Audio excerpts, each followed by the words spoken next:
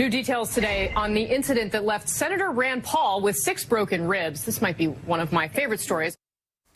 I mean, that was horrible. I mean, I've never broken a rib, but I've heard, I mean, even if you bruise a rib, it's painful. 6 broken ribs, John. He has chronic pain now. Yeah. His lung was injured as well. But that was okay to describe it as that and not condemn the violence. The glee that some people had about that story. Oh, Rand Paul had it coming to him. We also saw he and his wife basically attacked when they were leaving the White House during the summer of 2020. And that could have gone very differently. They were really escorted out quickly by some police, but that could have been so much worse for them. And you never heard as much coverage about the fact that we had a Supreme Court Justice, Brett Kavanaugh.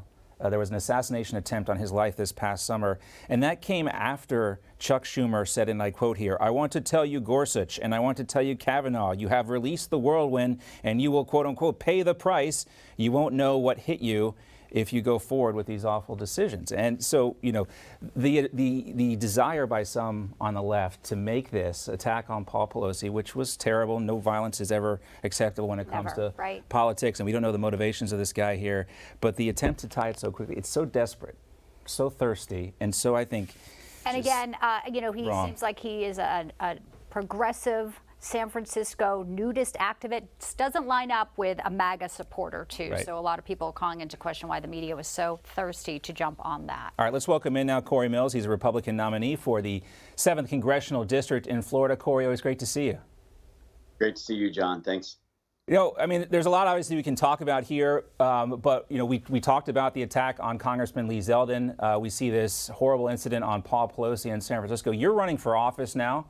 What is it like for you as a politician, a candidate out there on the campaign trail? How concerned about your safety are you?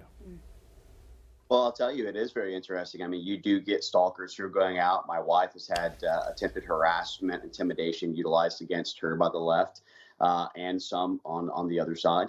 But look, at the end of the day, like you stated, I condemn all forms of violence, regardless of who it's for or who it's against or who it's from, their political affiliation, et cetera. And you guys did a great job lining up this segment, talking about the Lee Zeldin incident, talking about Chuck Schumer sitting on Supreme Court steps, threatening Kavanaugh and Gorsuch. But you also forgot about the fact that we had a person who was a self-proclaimed Bernie Sanders supporter who actually went out and shot Representative Steve Scalise.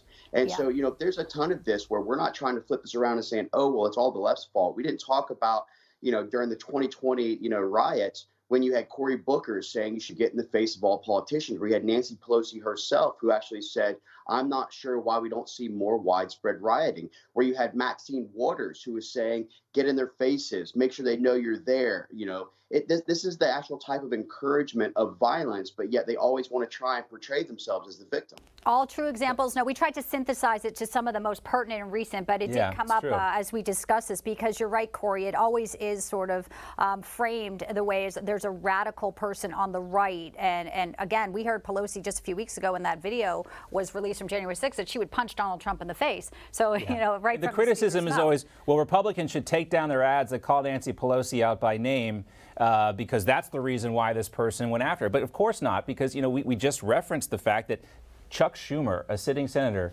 you know, calls out the Supreme Court justices by name, and then we have the assassination attempt on Brett Kavanaugh, and you get crickets from most of the media. But shifting a little bit, we do want to talk about why the left is not talking about some of the issues that are, hurting many Americans. Inflation, crime that is rampant everywhere, even in the suburbs, Cory.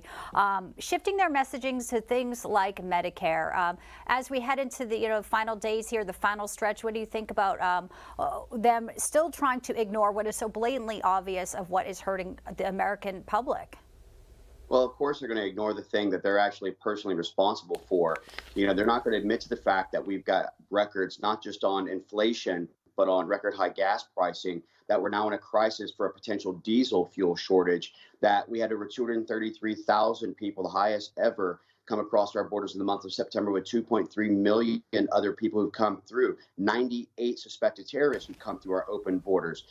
This soft on crime, catch and release, no bail reform is occurring under a Democrat administration or in blue states. And so they don't want to talk about the things they're directly responsible for. They don't want to talk about the nearly $5 trillion in inflationary spending.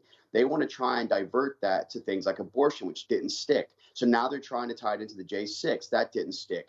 People are feeling the impacts when they have to go and make the decision, do I fill up my gas tank or do I fill up my grocery cart? That's what really is impacting everyday Americans, and that's a direct result of failed policies under the Biden administration. I saw one report where someone says they're not buying as many groceries because they have to afford their home heating oil. And that is the choice people are making in New England today. And it is so sobering to hear that in America in this day and age, that people are making those choices. And it's so preventable, Bianca. That's the thing that absolutely aggravates me and why I ran. We could get back to energy independence. We can secure our borders. We can put America first. We can stop the CRT in our schools and our military and ESG and our woke corporations. These are all things that are preventable to get back to the America First agenda.